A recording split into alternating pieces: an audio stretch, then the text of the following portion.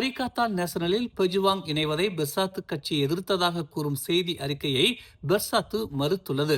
எதிர்க்கட்சி கூட்டணியில் வவாசான் நெகாரா கட்சி மற்றும் பெஜுவாங் இணைவதை பரிகாத்தான் நேஷனலின் உச்சமன்றத்தின் 8 உறுப்பினர்கள் எதிர்த்ததாக கூறும் செய்தி அறிக்கை தவறானது மற்றும் உண்மையற்றது என்றும் பெர்சாத்துவின் தகவல் பிரிவு தலைவர் துன் ஃபைசால் இஸ்மாயில் அசிஸ் தெரிவித்துள்ளார்.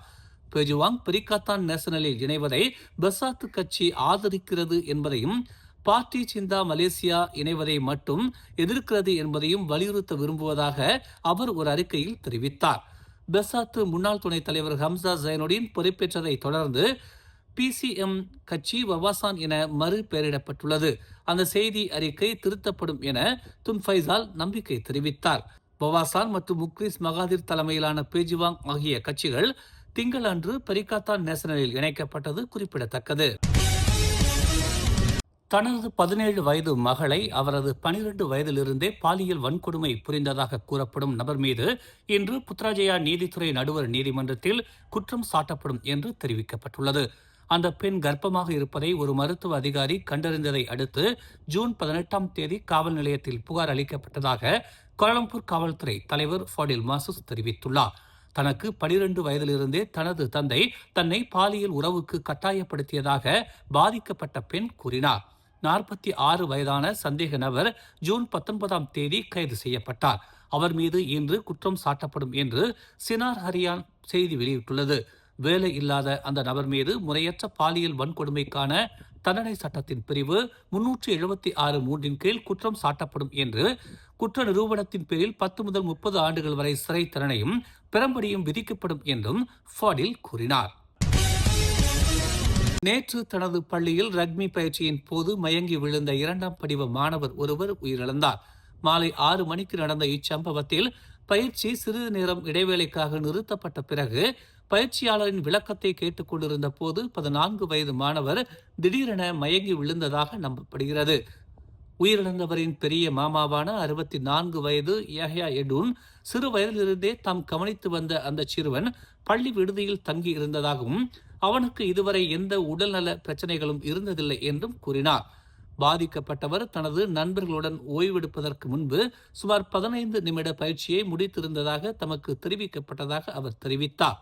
பயிற்சியாளர் விளக்கமளித்துக் கொண்டிருந்த போது அமர்ந்திருந்த அவர் திடீரென மயங்கி விழுந்து மூச்சு விடுவதற்கு சிரமப்பட்டார் என்று நேற்று இரவு மலாக்கா மருத்துவமனையில் யாஹ்யா கூறினார். பாதிக்கப்பட்டவருக்கு இதற்கு முன் எந்த நோயும் இருந்ததில்லை என்றும் உடல்நிலை சரியில்லை என்று அவர் ஒருபோதும் புகார் கூறியதில்லை என்றும் அதனால்தான் இன்னும் அதிர்ச்சியில் இருப்பதாகவும் அவர் கூறினார். இதற்கிடையில் மாநில கல்வி, உயர்கல்வி மற்றும் மத விவகாரங்களுக்கான குழுவின் தலைவர் டாக்டர் ரமாட் மரிமான் இச்சம்பவத்தை உறுதிப்படுத்தினார். பாதிக்கப்பட்டவர் தெலோக்மாஸில் உள்ள ஒரு பள்ளியைச் சேர்ந்த ஆண் மாணவர்.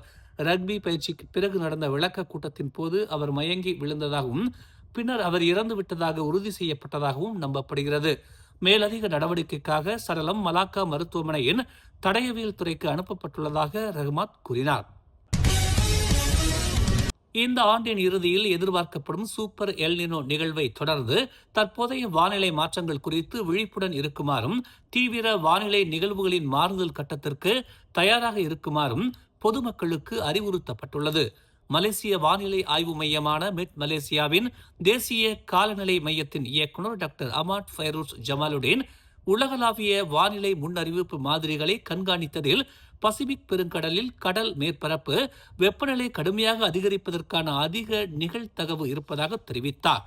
நாம் தற்போது ஒரு பலவீனமான எல் நினோ கட்டத்தில் இருக்கிறோம். மேலும் இது வரும் மாதங்களில் வலுப்பெறும் என்று எதிர்பார்க்கப்படுகிறது. இந்த நிகழ்வு ஒரு சூப்பர் எல் நினோவாக உருவாக வாய்ப்புள்ளது என்றும் பெரும்பாலான மாதிரிகள் கணிக்கின்றன என்று அவர் கூறினார்.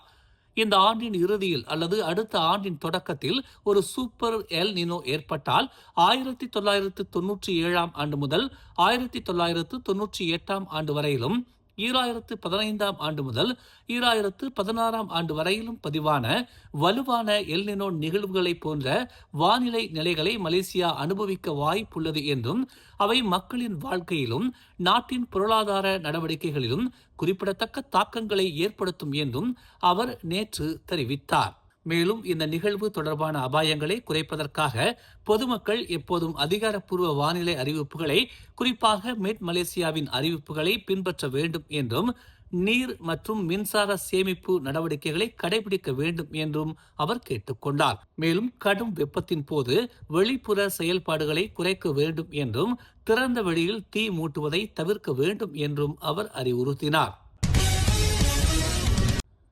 இன்று முதல் ரோன் 95 மற்றும் ரோன் 97 ஆகியவற்றின் சில்லறை விலைகள் லிட்டருக்கு 25 சென்ட் குறைந்து முறையே 3 ரிங்கிட் 47 சென்ட் மற்றும் 4 ரிங்கிட் 10 சென்டாகவும், டீசல் விலை லிட்டருக்கு 30 சென்ட் குறைந்து 4 ரிங்கிட் 7 சென்டாகவும் இருக்கும். நேற்று வெளியிடப்பட்ட ஒரு அறிக்கையில் பூடி 95 திட்டத்தின் கீழ் விற்கப்படும் ரோன் 95 ரக பெட்ரோல் கிழக்கு மலேசியாவில் தொடர்ந்து லிட்டருக்கு 1 ரிங்கிட் 99 சென்ட் என்ற விலையிலும், டீசல் லிட்டருக்கு 2 ரிங்கிட் 15 சென்ட் என்ற மானிய விலையிலும் விற்கப்படும் என்று நிதி அமைச்சு தெரிவித்துள்ளது. மானிய பெட்ரோல் கட்டுப்பாட்டு அமைப்பான SKPS கீழ் வழங்கப்படும் மானிய பெட்ரோல் லிட்டருக்கு 2 ரிங்கிட் 5 சென்ட் என்ற விலையிலும், மானிய டீசல் கட்டுப்பாட்டு அமைப்பான SKDS கீழ் வழங்கப்படும் மானிய டீசல் லிட்டருக்கு 2 ரிங்கிட் 15 சென்ட் என்ற விலையிலும் விற்கப்படும். இந்த விலைகள் ஜூன் 30ஆம் தேதி வரை அமலில் இருக்கும் என்று தெரிவிக்கப்பட்டுள்ளது. மேலும் ஜூலை 1ஆம் தேதி முதல் பூடி டீசல் திட்டத்தை அரசாங்கம் செயல்படுத்தும் என்றும், இத்திட்டத்தின் கீழ் டீசல் வாகனங்களின் தனியார் உரிமையாளர்கள் 1 லிட்டர் டீசலை 2 ரிங்கிட் 10 சென்ட் என்ற மானிய விலையில் வாங்கிக் கொள்ளலாம் என்றும் அமைச்சு தெரிவித்துள்ளது. மேலும் செய்திகளை தெரிந்து கொள்ள தமிழ் மலர் இணையதளம், தமிழ் மலர் செயலி மற்றும் மலர் டிவி யூடியூப் சேனலை வலம் வாருங்கள். எங்களோடு இணைந்திருக்க மலர் டிவியை பதிவு செய்து கொள்ளுங்கள். உறவுகள் மகிழ்ந்திட விருப்பம் மற்றும் பகிர்வு சேவையை சொடுக்கிடுங்கள்.